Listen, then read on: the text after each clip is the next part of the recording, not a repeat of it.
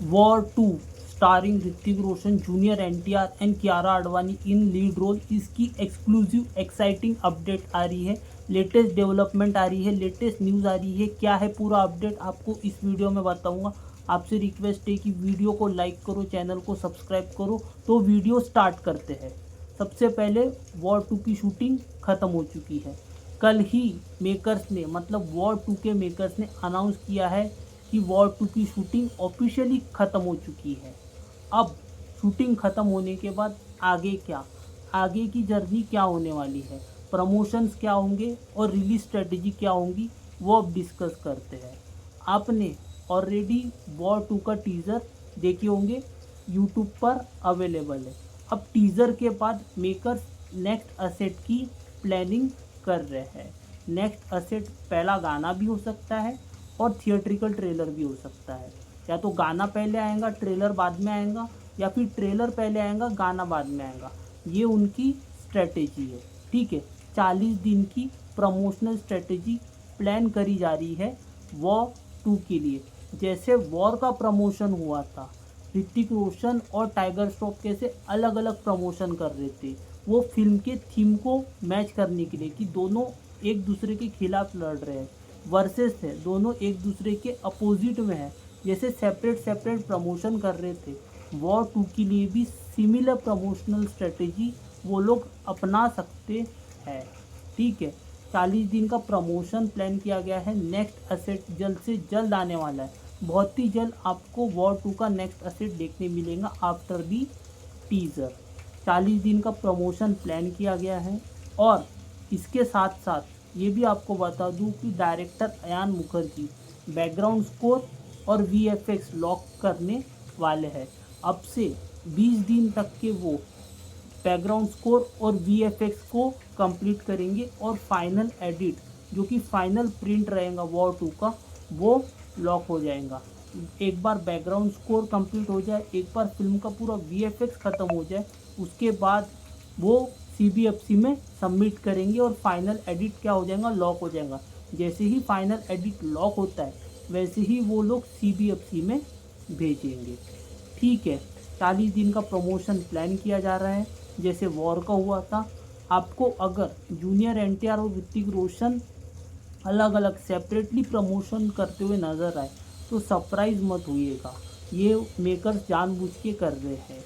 अब प्रॉब्लम क्या है, प्रॉब्लम सिर्फ एक ही है कि 2019 में जब वॉर आई थी, 2 अक्टूबर 2019 को जब वॉर आई थी, उसने डे 1 53 करोड़ रुपए का कलेक्शन किया था।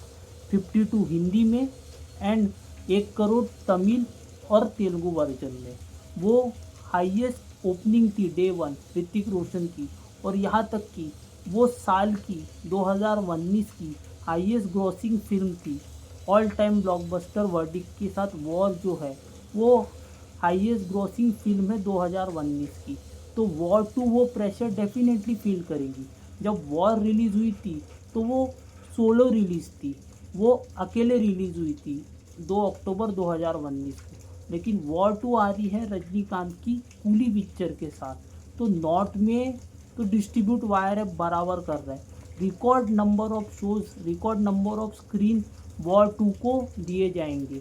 वायर ऐप उतने डेंजर तरीके से, उतने तगड़े तरीके से वॉर 2 को डिस्ट्रीब्यूट कर रहा है। नॉर्थ में तो वो लोग तगड़ा करेंगे और ओवरसीज़ में भी वायर ऐप अच्छे से डिस्ट्रीब्यूट करेगा।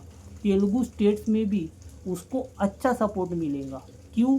Due to the presence of junior NTR. Junior NTR के प्रेजेंस होने की वजह से जो तेलुगु ऑडियंस है वो भी वॉर 2 को सपोर्ट देने वाली है, और इवन उनके वेलकम के लिए तैयारी की जा रही है। एडवांस बुकिंग खुल चुकी है, और इवन उनके जो ग्रैंड वेलकम है, स्पेशली जो साउथ में होता है, साउथ में जिस तरीके का सेलिब्रेशन होता है, जिस तरीके की मैडनेस होती है, वो सपोर्ट जूनियर एनटीआर को तेलुगु स्टेट से तो डेफिनेटली मिलेगा। और बस क्लैश कहाँ होगा, क्लैश वहाँ होगा नॉर्थ में, तो ये लोग रिकॉर्ड नंबर ऑफ शोज़ और स्क्रीन देंगे ही देंगे। साउथ में इशू कहाँ होगा, जब इसके सामने कुली रहेंगी साउथ में। ठीक है, इसको तमिल से कंपटीशन मिल सकता है, तेलुगु में इसके स्क्रीन डिवाइड हो सकते हैं। तेलुगु में ऐसा भी नहीं है कि कम्प्लीटली जूनियर एनटीआर को ही देंगे, उनको रजनीकांत को भी देने पड़ेगा, because Rajinikanth is a very big, I think, icon, legend, Thalaiva, the boss of south. So उनको देना पड़ेगा, उनको साउथ में रजनीकांत को भी स्क्रीन देने पड़ेंगे। तो तेलुगु और तमिल, ये वर्जन तेलुगु से अच्छा नंबर आएगा, लेकिन तमिल से थोड़ा सा मुश्किल है, बिकॉज तमिल में कूली का झुकाव ज़्यादा रहेगा, तमिल का जो दबदबा रहेगा वो कूली की तरफ ज़्यादा रहेगा। ऐसा नहीं है कि तमिल पूरा ही जूनियर एनटीआर को दे देंगे या तेलुगु पूरा ही रजनीकांत को दे देंगे, लेकिन वो जो कलेक्शन आएगा तमिल प्लस तेलुगु, उसमें एक तमिल स्टेट्स में वो कूली डोमिनेट करेंगी एंड तेलुगु स्टेट्स में most probably War two dominate करेंगी कूली के ऊपर। ठीक है, कलेक्शन तो आएगा। अभी तक की क्या होता था कि हिंदी से एक अच्छा कलेक्शन आता था, एक बड़ा नंबर आता था, और साउथ से सिर्फ 1 करोड़ 2 करोड़ का कलेक्शन आता था, और वो हिंदी में ऐड होकर टोटल डे 1 बनता था। ठीक है, अब due to presence of junior NTR Telugu से हम अच्छा नंबर, इस बार तो हम अच्छा नंबर एक्सपेक्ट कर सकते हैं फ्रॉम वॉर 2। वो प्रेशर ऑलरेडी है कि डे 1 ब्रेक करना है, हाईएस्ट ग्रॉसिंग फिल्म बनना है साल की, वो प्रेशर वो लोग भी फील करेंगे। इसीलिए अयान मुखर्जी को डायरेक्टर रखा गया है। अयान मुखर्जी ने किस तरीके से फिल्म बनाई है, किस तरीके से सब्जेक्ट है, कितनी स्ट्रॉन्ग स्क्रिप्ट है, कितना ऑडियंस को कन्विंस कर पाते हैं, वो बहुत कुछ डिसाइड करेगा। ठीक है, तेलुगु से डेफिनेटली अच्छा नंबर आएगा, जो यूजुअली आता है हिंदी फिल्मों को जब वो लोग तमिल और तेलुगु में रिलीज़ होती है, उसके मुकाबले तो अच्छा बिजनेस करेंगी। और नॉर्थ में तो देखना ही नहीं है, इतने रिकॉर्ड नंबर ऑफ शो जितनी भी स्क्रीन के ऊपर रिलीज़ होंगी, चाहे 5,000 बोलो, 5,500 बोलो या 6,000 बोलो, जितनी भी स्क्रीन के ऊपर वॉर 2 लगेंगी, हिंदी में रिकॉर्ड ब्रेकिंग कलेक्शन आएगा। इवन डे 1 तो बहुत तगड़ा रहेगा ये फिल्म का, उसके बाद वर्ड ऑफ माउथ डिसाइड करेगा कि ये और कितने रिकॉर्ड्स ब्रेक करती है। जब वॉर आई थी उसका इंडिया में नेट कलेक्शन था 318 करोड़ रुपए, डे 1 53, एंड जो लाइफ टाइम था इंडिया नेट वो था 318 करोड़ रुपए। तो आप सोच लो कि भाई कितना बड़ा प्रेशर है, बिकॉज ये फिल्म के ऊपर वाईआरएफ स्पाई यूनिवर्स का फ्यूचर डिपेंडेंट है, डेफिनेटली फ्यूचर डिपेंडेंट है। क्यों? बिकॉज टाइगर 3 ने, मतलब जो एक्सपेक्टेशन थी स्टोरी वाइज, टाइगर 3 ने डिसअपॉइंट किया है। और आफ्टर पहलगाम अटैक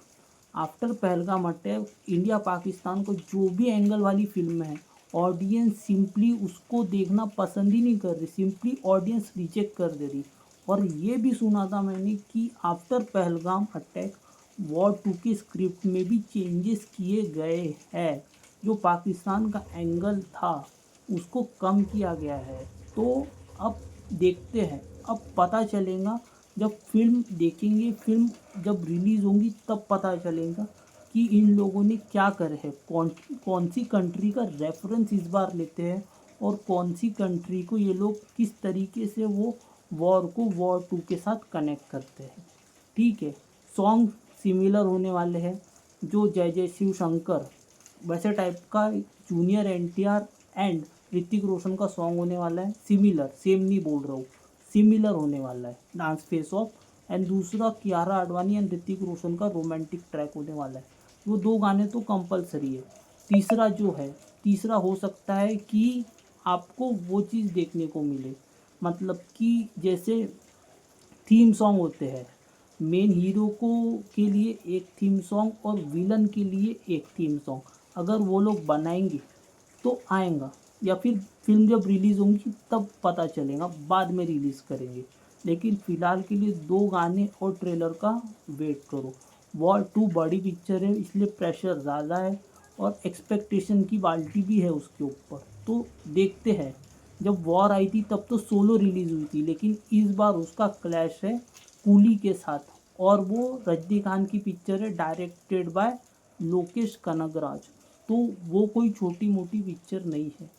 क्लैश में ये लोग इतना कर पाते हैं, 50 करोड़ क्रॉस होगा कि नहीं होगा वो देखना इंटरेस्टिंग रहेगा। पहले टाइम पे क्लैश नहीं था, पहले टाइम पे सोलो रिलीज थी, लेकिन इस बार क्लैश है। और क्लैश है तो ऐसा भी नहीं है कि आप कूली को बिल्कुल ही नॉर्थ में एक भी स्क्रीन नहीं दोगे, ऐसा भी नहीं होगा। Because Rajinikanth is also loved in north India. Rajinikanth की फ़ैन फॉलोइंग यूनिवर्सल है। उसको नॉर्थ इंडिया बोलो, वो कोई इंडिया का ही स्टार नहीं है, वो यूनिवर्सल स्टार है। रजनीकांत को सभी लोग जानते हैं। और रजनीकांत की जो फ़ैन फॉलोइंग है बॉलीवुड में, जो उनका ऑरा है, वो अभी से नहीं है, वो पिछले 30-40 सालों से है। जब से वो फिल्में कर रहे, जब से वो इंडस्ट्री में आए हैं, हिंदी बेल्ट में भी उनकी एक अच्छी तगड़ी फ़ैन फॉलोइंग है। तो ऐसा आप वॉर 2 को पूरी स्क्रीन दे के भी आप फर्स्ट डे तो कलेक्शन कर लोगे, लेकिन आफ्टर फर्स्ट डे फिर आपकी फ़िल्म का कंटेंट डिसाइड करेगा कि आपके स्क्रीन बढ़ेंगे या कम होंगे। कंटेंट अच्छा रहा तो वॉर 2 चलेंगी, कंटेंट अगर अच्छा नहीं रहा तो वही स्क्रीन कूली लेके जाएंगी। बिकॉज स्क्रीन तभी बढ़ते हैं जब शोज़ की डिमांड होती है, और शोज़ की डिमांड तभी होंगी जब ऑडियंस देखने जाएंगी। ऑडियंस को अगर वो फिल्म देखना रहेगा तो फिर शोज़ बढ़ाने पड़ेंगे, मल्टीप्लेक्सेस को बोलो या सिंगल स्क्रीन थिएटर्स को बोलो। शोज़ तभी बढ़ते हैं जब पब्लिक को वो पिक्चर देखनी रहती है, और पब्लिक को वो एक्साइटमेंट होती है, और पब्लिक खुद से डिमांड करती है कि डिमांड रहती है। बिकॉज वो वर्ड ऑफ माउथ से पब्लिसिटी हो जाती है। वर्ड ऑफ माउथ अगर बहुत तगड़ा रहा तो शोज़ बढ़ेंगे, नहीं तो अगले दिन से तो भाई कम ही होंगे। फिर आप कितने भी स्क्रीन पर रिलीज़ करो, वो फ़र्क नहीं पड़ेगा। एट द एंड आपकी फ़िल्म का कंटेंट तगड़ा होना चाहिए। तो देखते हैं अभी वॉर 2 कितने झंडे गाड़ती है। फ़िलहाल के लिए तो जो जो अपडेट थी वो मैंने आपको बताया। अब देखते हैं जब इंडिपेंडेंस डे को रिलीज़ होती है वॉर 2 एंड कूली साथ में, तो क्या धमाका करती है। स्पेशली वॉर 2 के ऊपर तो बहुत प्रेशर। इस बार क्लैश में वो लोग 50 करोड़ टच करेंगे या नहीं, वो देखना इंटरेस्टिंग रहेगा। वो देखने के लिए मैं एक्साइटेड हूँ। और फाइनली वायर स्पाई यूनिवर्स का फ्यूचर कहाँ जाता है वो भी देखना इंटरेस्टिंग रहेगा। बिकॉज आगे की जो प्लानिंग है आदित्य चोपड़ा की, वो डिपेंड करेंगी वॉर 2 के सक्सेस पे। अगर वॉर 2 चलेंगी तो वो वायर स्पाई यूनिवर्स को आगे बढ़ाएंगे, नहीं तो मुश्किल लग रहा है। उनको स्टोरी लेवल पे, उनको स्क्रिप्ट लेवल पे बहुत ध्यान देना पड़ेगा। अगर वॉर 2 में उन्होंने दे दिए होंगे, वॉर 2 अच्छी बनाए होंगे, वो अगर ब्लॉकबस्टर बनती है, ऑल टाइम ब्लॉकबस्टर, तो भाई उनके लिए रास्ते खुले ही खुले हैं। उनको रास्तों की कमी नहीं है। फिर वो फिर बहुत चीज़ें हैं जो अच्छे से उसको एक्सप्लोर कर सकते हैं, अच्छे लेवल पे वायर स्पाई यूनिवर्स को लेके जा सकते हैं। लेकिन अगर वॉर 2 नहीं चली तो फिर भाई फिर संकट के बादल है ऑन वायर स्पाई यूनिवर्स। ठीक है, तो इंटरेस्टिंग है, एक्साइटिंग है, पॉजिटिव नोट पे हम रहते हैं कि वॉर 2 अच्छी बनाए होंगे। ठीक है, तो वो तो देखने के बाद ही पता चलेगा। लेकिन फ़िलहाल के लिए तो जो भी अपडेट्स थी मैंने आपको इस वीडियो में बताया। फ़िलहाल के लिए इस वीडियो में इतना ही। आप बताओ वॉर 2 का डे 1 कितना होगा और वॉर 2 का लाइफ टाइम कितना होगा इंडिया नेट पे। क्या ये फिर से highest grossing film of the year बनेंगी 2025 की। ये सब चीज़ें मेरे को आप कमेंट सेक्शन में बताओ। बाकी इस वीडियो में इतना ही। मिलता हूँ आपसे अगले वीडियो में। तब तक के लिए good bye, God bless and have a great day all of you. Take care.